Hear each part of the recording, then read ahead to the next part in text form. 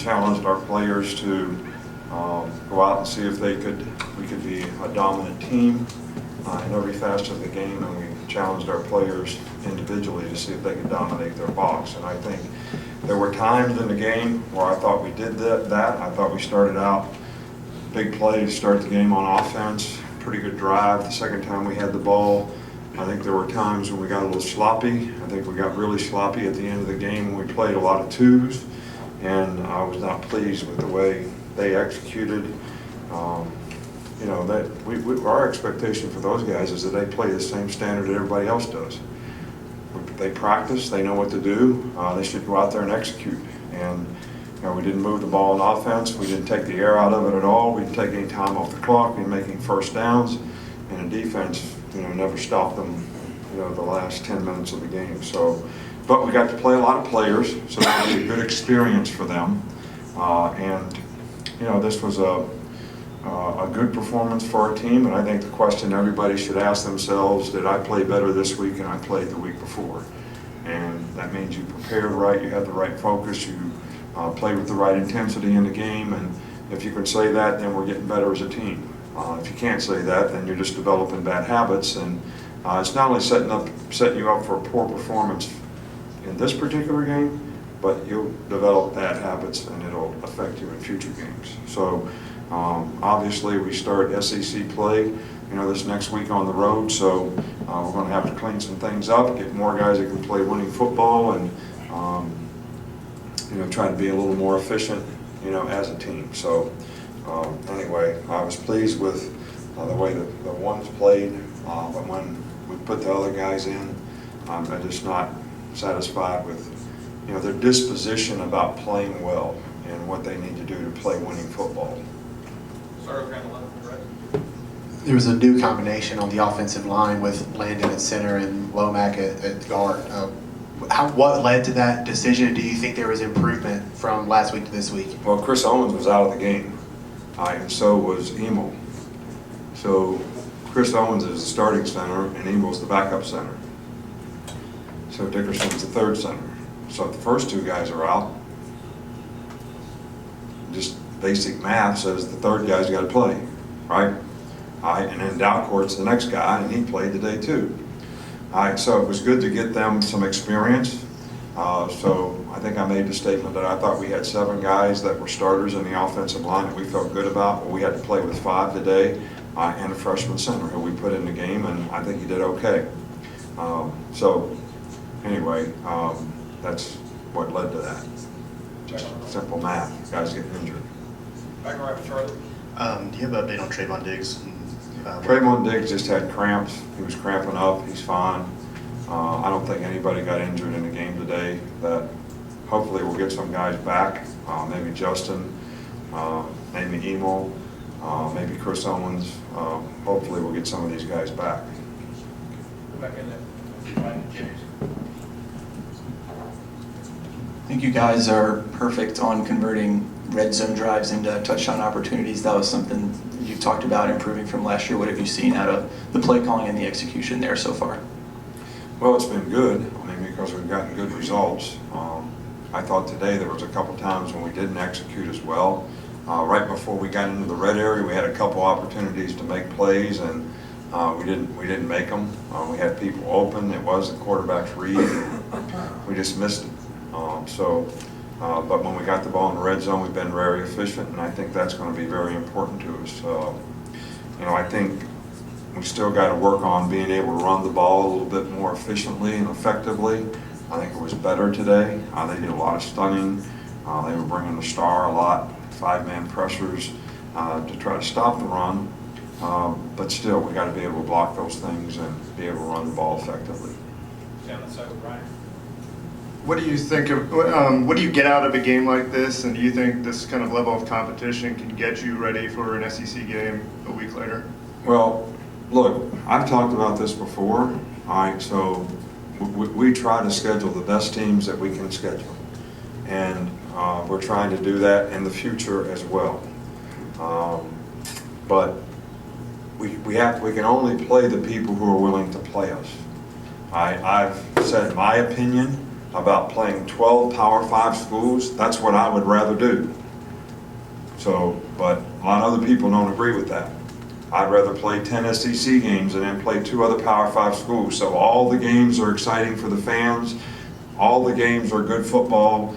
You wouldn't have to go undefeated to get in the playoffs because you play a more quality schedule. I've been through and covered that ground 100 times.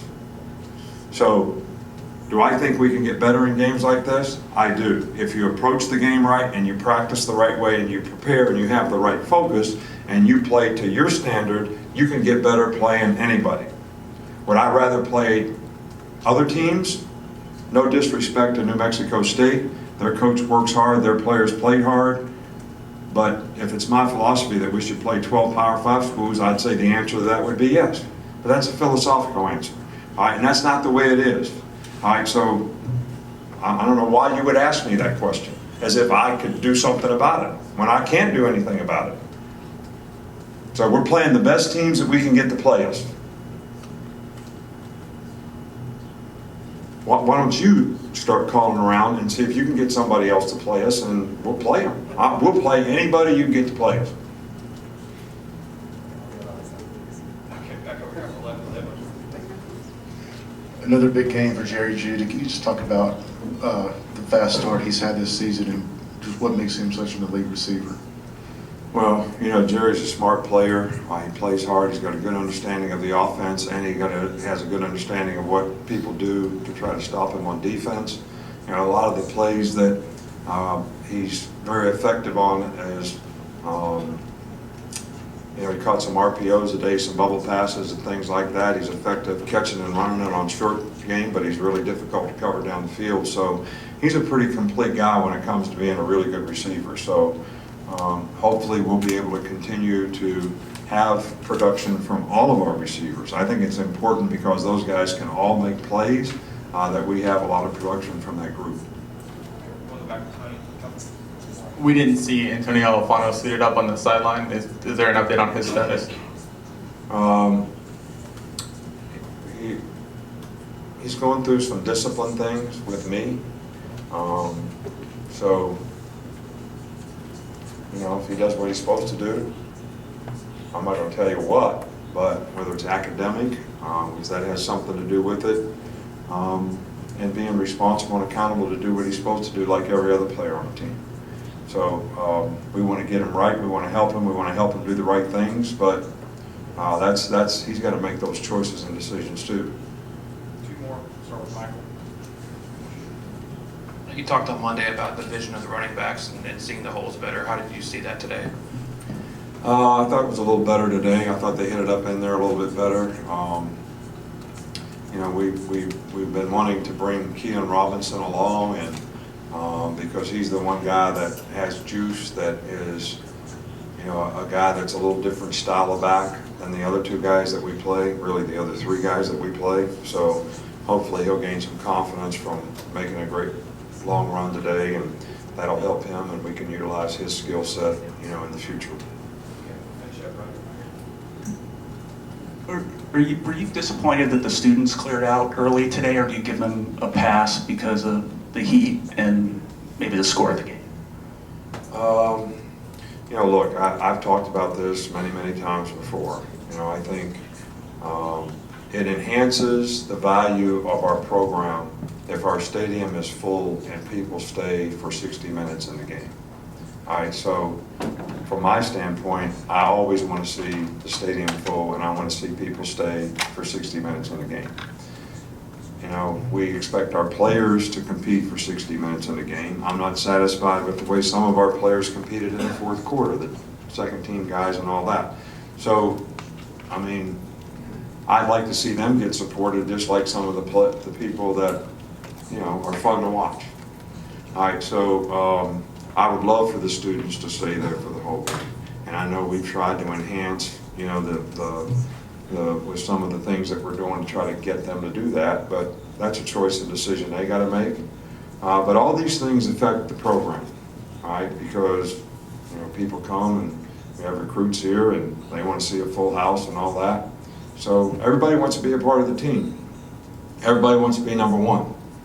but everybody don't want to do what the beast does. Everybody wants to be the beast, but they don't want to do what the beast do. So everybody's got to make a sacrifice, you know? I mean, you want to be the lion, everybody got to do something, right? Everybody wants to be number one. If I ask that whole student section, do you want to be number one? Nobody would put their hand up and say, I want to be number 4. They'd all say, we want to be number 1. But are they willing to do everything to be number 1? That's another question. You can ask them that. I don't know the answer.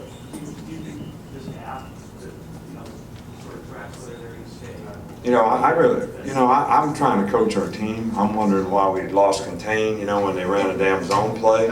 I could care less about that. I hope that there's something that we could do that would enhance their wanting to stay and have the spirit to stay and all that, but I don't really know much about all that stuff. You know, that's not my cup of tea, trying to figure out how to stop, you know, snags setting flat.